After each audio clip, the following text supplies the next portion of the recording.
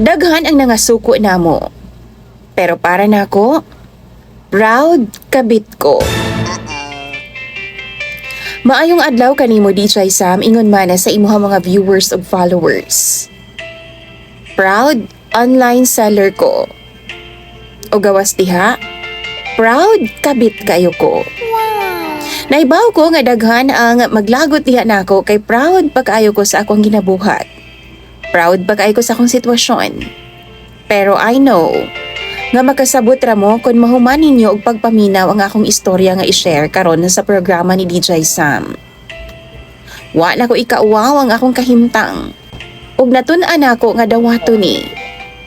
Karon DJ Sam, gusto po akong i-share ang among istorya sa akong mga amiga. Si Rika. 5 years ang among gap sa pangidaron.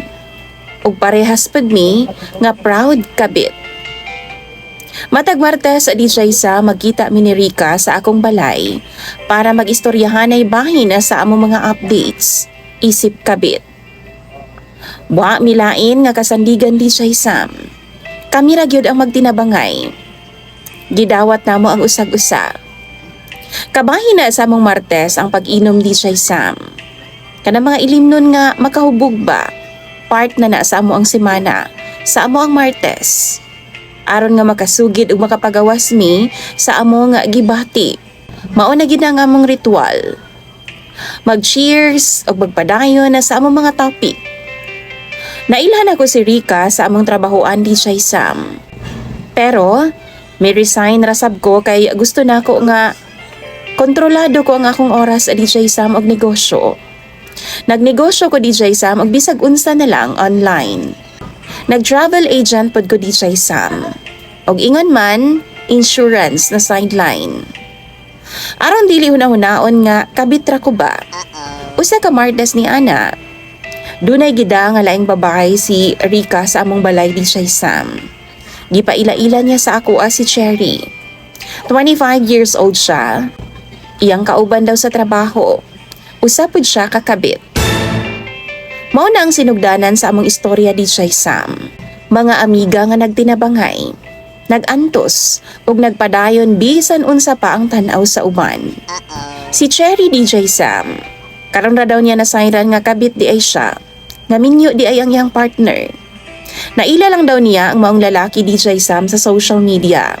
Sa Facebook account no sa lalaki, wa gid daw siya hint DJ Sam nga minyo na di ay lakiha. Maong nasakitan gid siya pagkahibaw niya nga pamilyado na di ay. Pero napansin namo DJ Sam nga matag pangutana namo niya, mo change topic dayon siya. Pero nagets gid nako DJ Sam nga nung ginaliko ni Cherry ang istorya. Pero nakagets ko DJ Sam nga nung giliko ni Cherry ang istorya paingon sa ilimnon. Pareho mi ni Rika DJ Sam. Basta gani bugat na ang tema no, inom dayon ni, aron nga mawa gamay ang kahasol ba.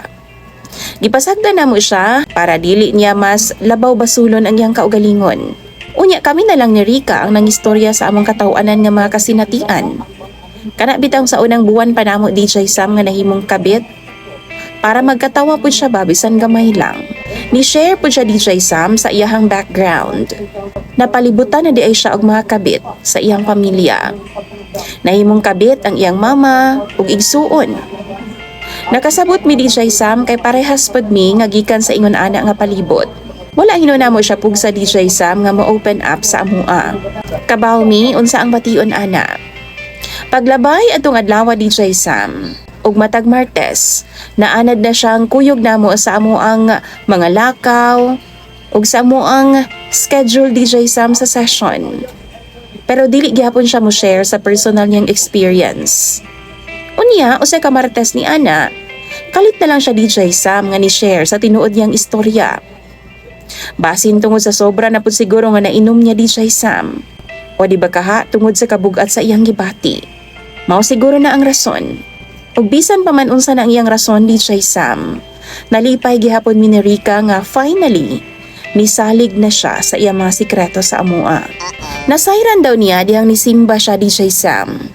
Naatlan daw niya nga kadungan ang iyang uyab ug iyang pamilya.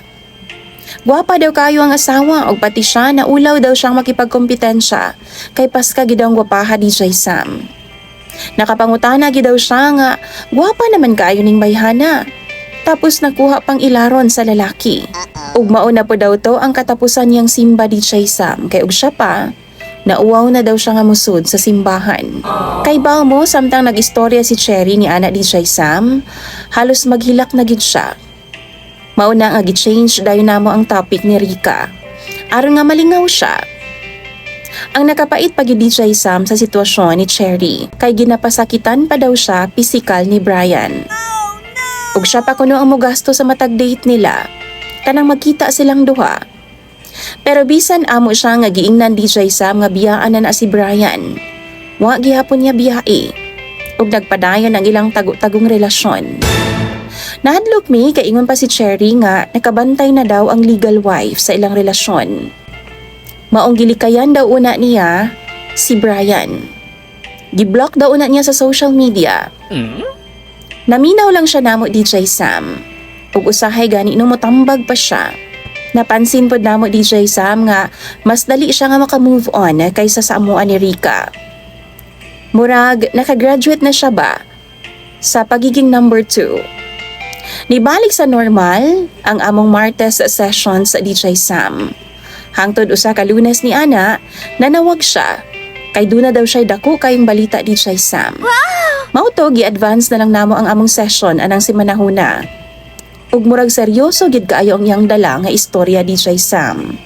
Buntis daw si Cherry. Ug proud pa siya nga gibalita sa amo ni Rika. Siya daw ang gipili sa iyang minyo nga laki ug plano na daw nga biyaan ang iyang pamilya para sa iyaha.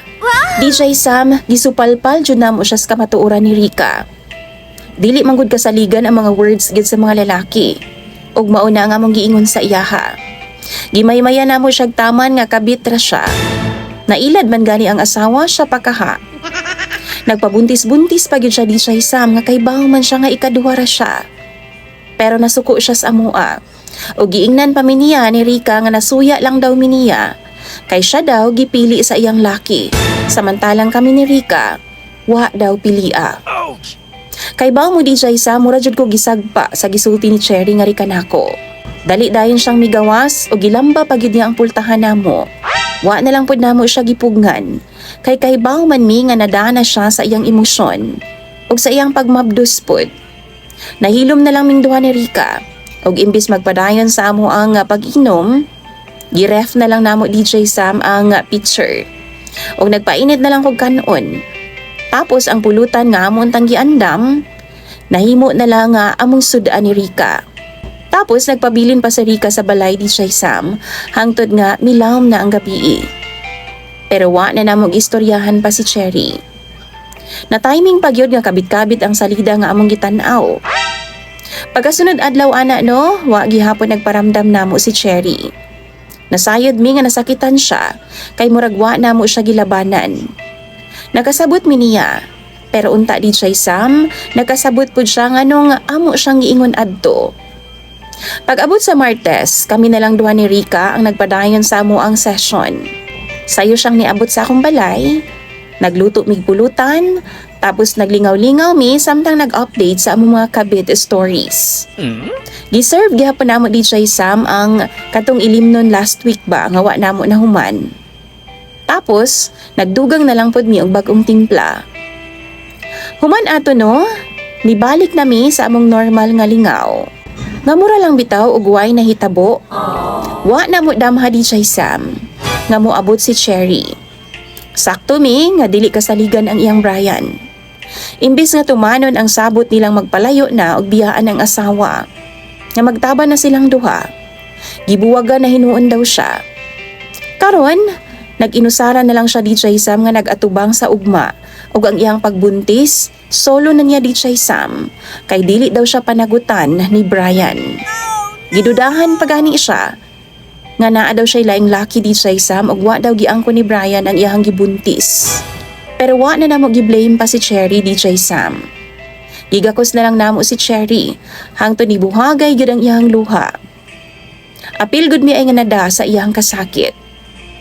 Kay bawo mi DJ Sam nga sayop gyud ang mahimong kabit, Pero sa mga panahon nga ingon ani no, kami rag yung tulo ang magsinabtanay.